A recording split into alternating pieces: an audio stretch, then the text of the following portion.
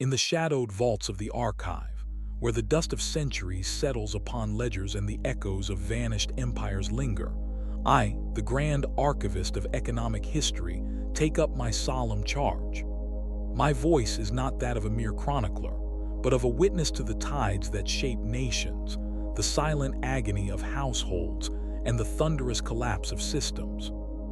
Here, I shall recount the epic, grim, and analytical tale of a world where interest rates, the price of money itself, surged to 20% in the year 2026. Let the record show, every fictional event herein is justified by the annals of real data, the scars of precedent, and the logic of economic fate. Chapter I, The Catalyst. Day 0, the hour of reckoning. The year is 2026. The world, battered by the aftershocks of pandemic, war, and supply chain convulsions, stands at the precipice. In the early hours of January 3rd, a confluence of calamities converges. Oil tankers burn in the Strait of Hormuz, choking global energy supply. A cyber attack cripples the payment systems of a major Asian bank, sending tremors through the arteries of commerce. In Washington, the Federal Reserve, faced with inflation surging past 15%, convenes an emergency session. The decision is unanimous, grim, and historic. The policy rate is raised to 20%. This is no mere adjustment. It is a shockwave reminiscent of Volcker's October 1979 announcement, but magnified by decades of accumulated debt, globalized finance, and fragile trust. The world's central banks, tethered by the invisible chains of capital mobility and inflation contagion, follow suit. Overnight, the price of money is transformed from a gentle stream into a roaring torrent. The catalyst is not a single spark, but a storm of interlocking crises. Geopolitical rupture. The closure of the Strait of Hormuz sends oil prices soaring above $200 per barrel, echoing the oil shocks of the 1970s. Cyber financial contagion. The destruction of payment infrastructure in a major regional bank triggers panic withdrawals and a digital bank run, reminiscent of the 2023 Silicon Valley Bank collapse.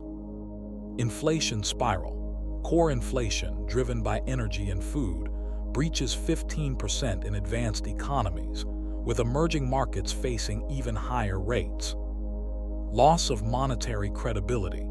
Years of quantitative easing and delayed tightening have eroded faith in central banks' ability to anchor expectations.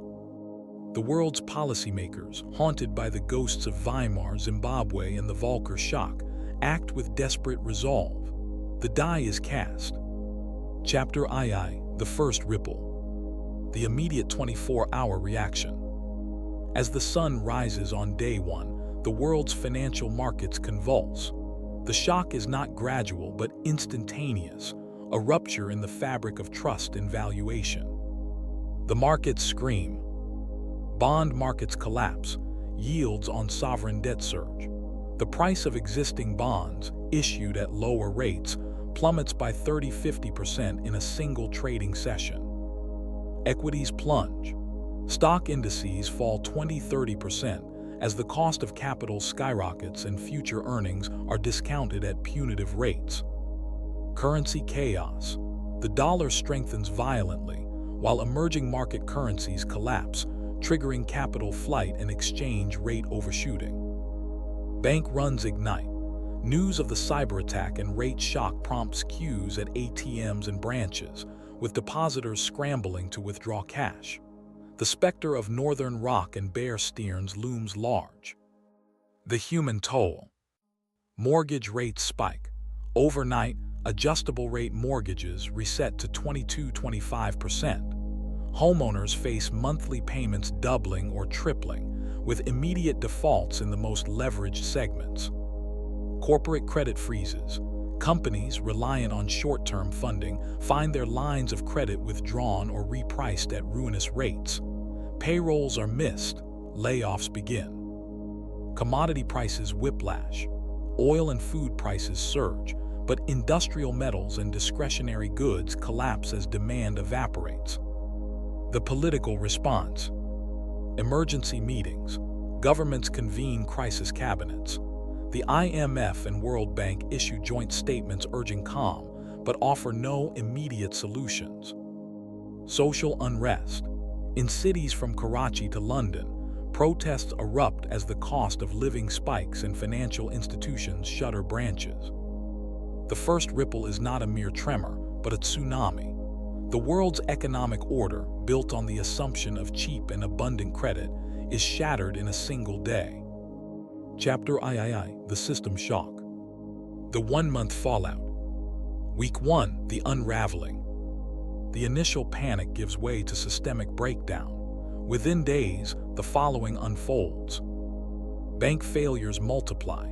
Institutions with mismatched asset-liability durations, those with long-term loans and short-term deposits, see their equity wiped out. Shadow banking collapse. Securitization markets, repo funding, and money market funds seize up, echoing the 2008 crisis but with greater speed and scale. Sovereign stress. Countries with high debt-to-GDP ratios, especially those with large shares of floating rate or foreign currency debt, face immediate refinancing crises. Pakistan's debt service costs triple, with gross financing needs exceeding 25% of GDP. Week 2: The contagion. Emerging market defaults. Capital flight accelerates. Exchange rates collapse and sovereign spreads widen to 2,000 basis points. Argentina, Turkey, and Pakistan request emergency IMF assistance. Corporate bankruptcies. Highly leveraged firms in real estate, retail, and manufacturing default en masse. Unemployment surges as layoffs cascade. Household distress. Debt service ratios for households exceed 30% of disposable income, with delinquencies and foreclosures rising exponentially. Week 3: Policy desperation. Capital controls. Governments impose restrictions on cross-border flows to stem currency collapse, but at the cost of trade and investment. Bailouts and nationalizations. Major banks are nationalized to prevent total collapse. The scale dwarfs the 2008 TARP and ARRA interventions. Social unrest intensifies. Food and fuel shortages trigger riots. Political legitimacy erodes as governments struggle to maintain order. Week 4: The new equilibrium.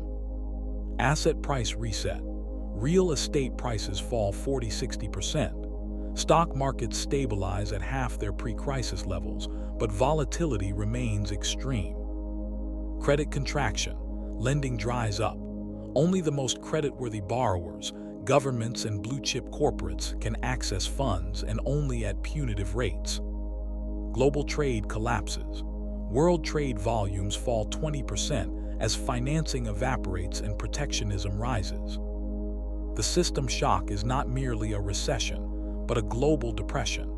The architecture of finance, built on the assumption of low rates and abundant liquidity, is razed to its foundations.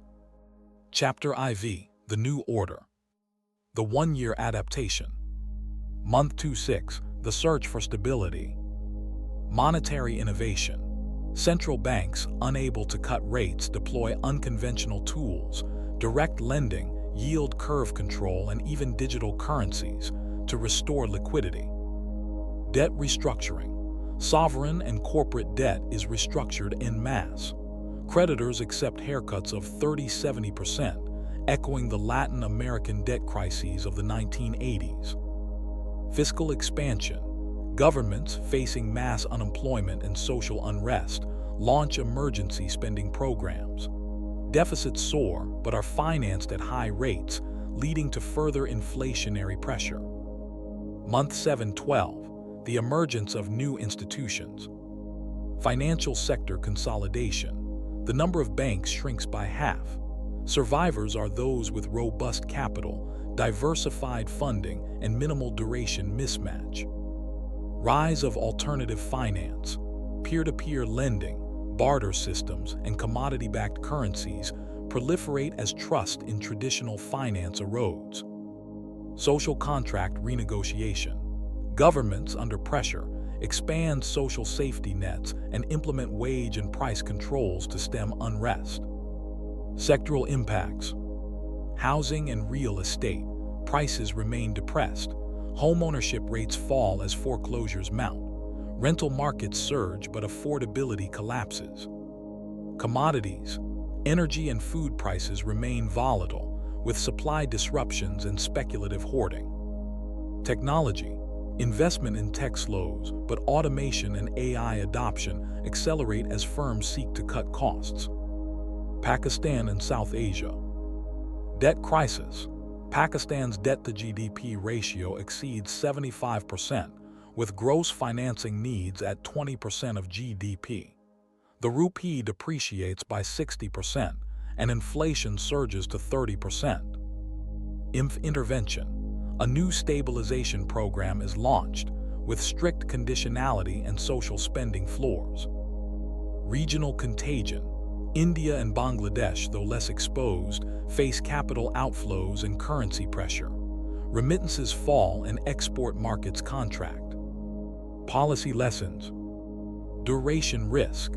Banks and corporates with mismatched asset-liability durations suffer catastrophic losses, underscoring the importance of duration gap management.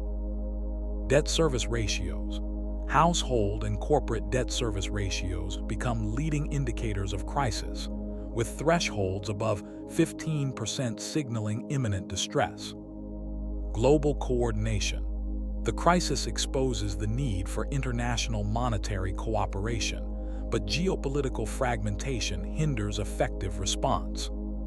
The new order is not a restoration of the old, but a transformation. The world adapts, but at great cost. Chapter V. The Legacy. The 10-year result. Year 25. The slow recovery. Growth resumes.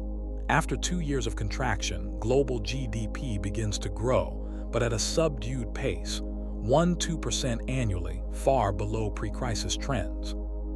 Inflation tamed. High rates eventually break the back of inflation, but at the cost of persistent unemployment and lost output. Debt overhang. Sovereign and corporate debt remains elevated, with periodic restructurings and defaults. Year 610. Structural shift. Financial sector transformation. Banks operate with higher capital buffers, shorter duration assets, and stricter regulation. Shadow banking is curtailed, and deposit insurance is expanded. Household behavior. Savings rates rise as trust in credit erodes. Consumption remains subdued, and wealth inequality widens. Corporate strategy. Firms prioritize resilience over growth, with investment focused on automation, supply chain security, and risk management. Social and political consequences. Populism and polarization. The pain of adjustment fuels political extremism, with populist movements gaining ground in both advanced and emerging economies. Geopolitical realignment. The crisis accelerates the shift toward multipolarity, with China, India, and regional blocs asserting greater influence. Social contract evolution. Welfare states expand, but fiscal constraints limit effectiveness. The balance between market and state is renegotiated. Pakistan and South Asia. Debt stabilization. Pakistan, after a decade of adjustment, stabilizes its debt at 60% of GDP, but growth remains below potential. Social spending is prioritized, but poverty rates remain high. Regional integration. South Asia pursues greater economic integration to buffer against external shocks, but progress is uneven. Lessons from history. Volcker Shock. The aggressive rate hikes of the early 1980s broke inflation but triggered deep recession and lasting structural change. Weimar and Zimbabwe. Hyperinflation, once unleashed, can only be tamed by restoring monetary credibility, often at great social cost. 2008 crisis. Financial innovation and leverage amplify vulnerability, making systemic shocks more severe and recovery more protracted. The legacy of the 2026 rate shock is a world chastened, transformed, and haunted by the memory of collapse. Chapter VI: The Long Run. Years 1050. Macroeconomic trajectories and scenarios. Year 1120. The Age of Prudence. Interest rates normalize. After a decade, rates gradually return to single digits, but never to the ultra-low levels of the early 21st century. Secular stagnation risk. Growth remains subdued, with demographic headwinds, low productivity, and high debt constraining expansion. Financial innovation resumes. New forms of digital finance and decentralized currencies emerge, but regulation is tighter and risk appetite lower. Year 2130, the Great Rebalancing. Demographic shifts. Aging populations in advanced economies reduce natural rates of interest, while emerging markets drive global growth. Climate transition. Investment shifts toward green infrastructure, financed by new forms of debt and equity. Interest rates remain volatile as markets adjust. Geopolitical fragmentation. Regional blocs assert greater autonomy, with monetary policy increasingly tailored to local conditions. Year 3150, the New Equilibrium. Monetary policy evolution.